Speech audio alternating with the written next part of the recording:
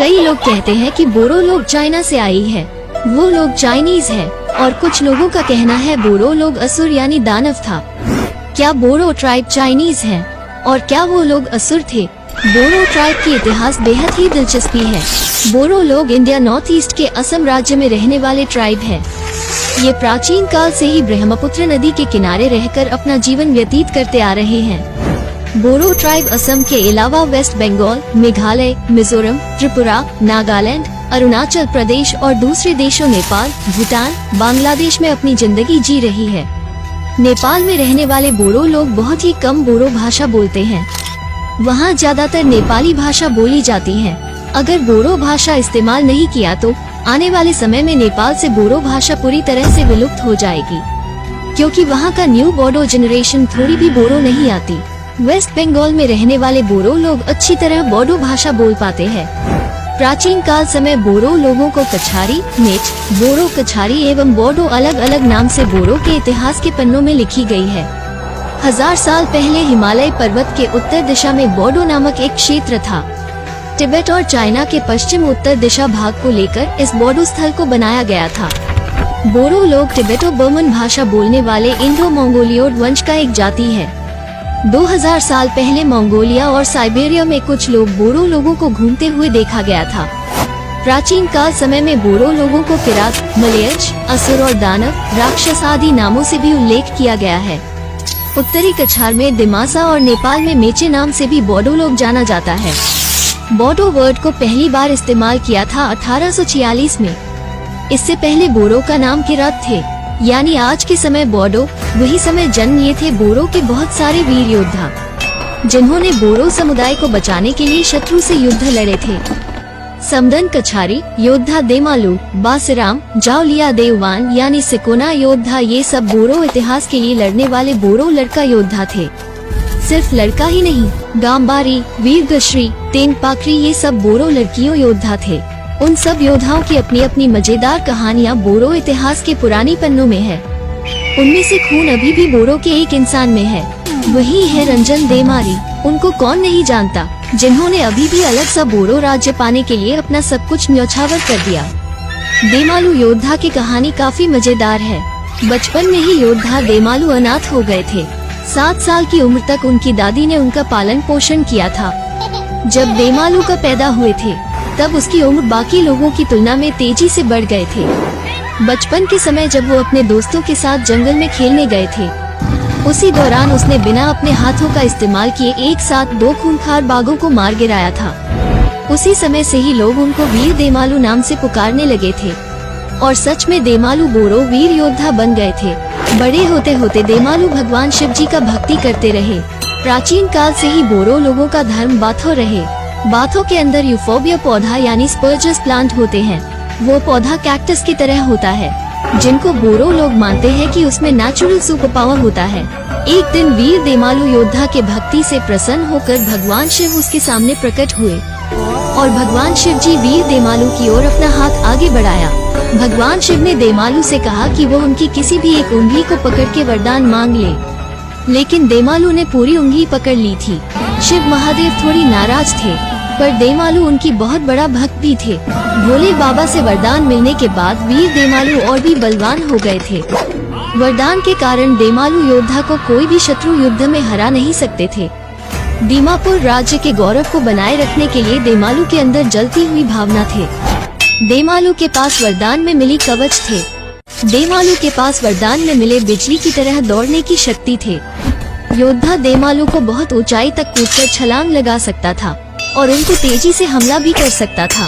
एक दिन बहादुर देमालू ने अपनी सेना के साथ बर्मा के राजा को हराया था, और जीत के बदले में सफेद हाथी और एक चमकदार हीरा लाए थे।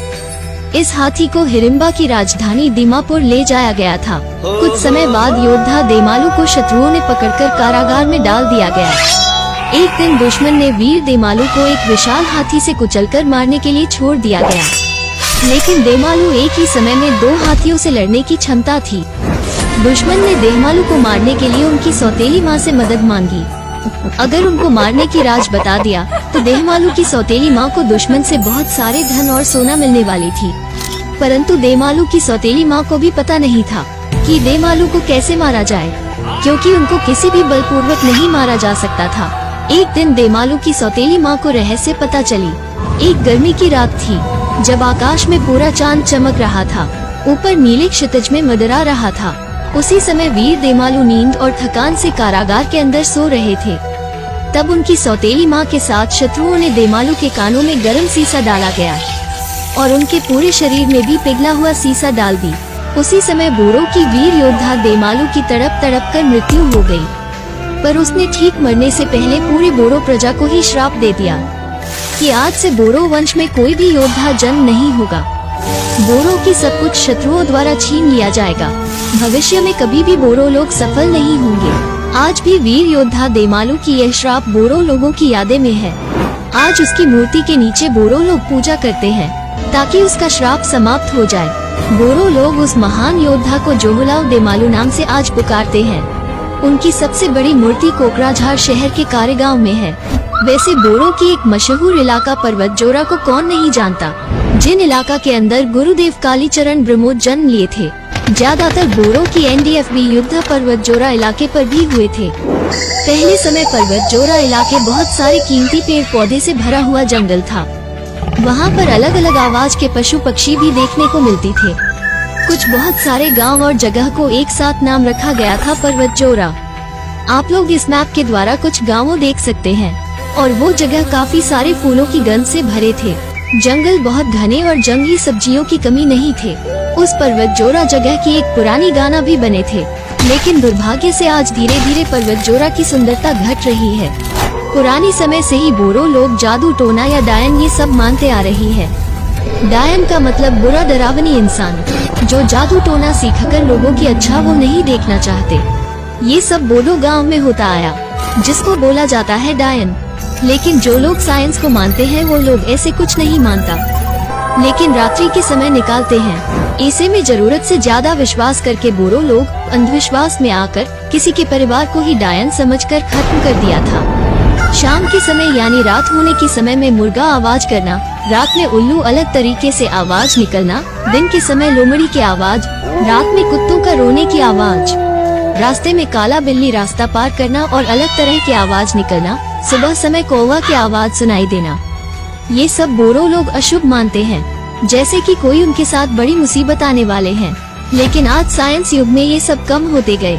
नॉर्थ ईस्ट के सबसे प्राचीन निवासी लोग बोरो कछारी थे। वहाँ कदम रखते ही बोरो कछारी लोग खेती करना शुरू कर दिया था। प्राचीन इतिहास समय बोरो में जो लड़कियाँ कामों में कुशल नहीं थे, जैसे खाना बनाना, वीविंग करना, खेती में धान वगैरह का काम, अगर इन सब काम को नहीं करना आता तो कोई भी बोरो लड़का उस लड़की से शादी नहीं करते थे। इसलिए पुराने जमाने से ही बोरो लड़की लोग भी काफी एक्सपर्ट और टैलेंटेड है। बोरो गांव के किसी भी घर में वीविंग होते थे और आज भी देखने को मिलती है, जहां वो लोग खुद का ट्रेडिशनल कपड़ा बनाती है। बोरो लोगों की ये कुछ खास तरह के संगीत यंत्र है। देखने में ये वायलिन जैसी है, लेकिन बोरो भाषा में उसको सेरजा बोलती है। ये वायलिन से थोड़ा अलग है, जिसको बोरो लोगों की लंबी इतिहास में सांदो बाउदिया नामक एक बोरो लड़का ने अकेले जंगल में जाकर बजाया करते थे। बोरो के सबसे पुराने और पहला फीमेल सिंगर थे सुलेखा बसुमतारी। उन्होंने 1979 में ऑल इंडिया रेडियो के माध्यम से भी गाया था। सुलेखा को बोरो लोग क्वीन ऑफ म्यूजिक नाम से भी जाना जाता है। उनको कॉमन हिल माइना बर्ड यानी मैना पक्षी नाम से भी लोग पुकारते हैं, यानी बोडो लैंग्वेज में देमकनी रानी दाओ महीना। सुलेखा बसुमतारी क्लास 5 से ही गाना गाने शुरू कर दिया था। उनका जन्म तारीख 28 जनवरी 1962 में चिरांग डिस्ट्रिक्ट बैजनी में हुई थी। सुलेखा अक्सर लता मंगेशकर की गाना सुनता रहता था। उनको लता मंगेशकर की आवाज पसंद थे। उन्होंने बोडो फर्स्ट मूवी अलायारोन में भी गाना गाया था। अलायारोन फिल्म रिलीज हुए थे 13 मार्च 1986 को। उस समय गाना कैसेट्स पर स्टोर हुआ करता था और कैसेट्स के बाद कॉम्पैक्ट डिस्क आई, यानी CD का जमाना। आज सुलेखा बसुमतारी प्राइमरी स्कूल में टीचर की काम करते हैं।